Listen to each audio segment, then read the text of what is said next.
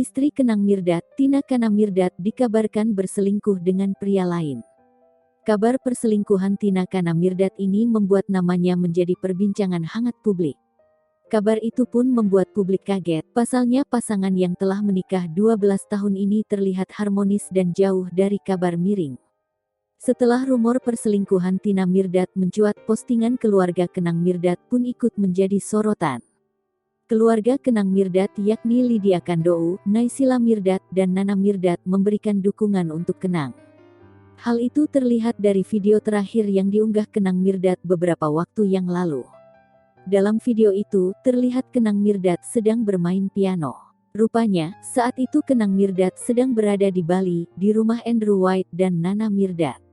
Unggahan itu pun langsung dikomentari oleh sang ibunda, Lydia Kandow. Dalam komentarnya, Lydia Kandow memberikan semangat untuk putranya tersebut. Dukungan juga nampak diberikan oleh Naysila Mirdad untuk sang kakak. Setelah rumor Tina Mirdad berselingkuh dari Kenang Mirdad, dua saudari ini diketahui sudah tidak mengikuti akun Instagram Tina Kana Mirdad.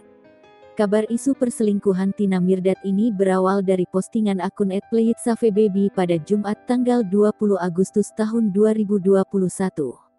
Dalam unggahannya, akun tersebut memposting foto percakapan seseorang yang menyebut Tina Kana Mirdad selingkuh.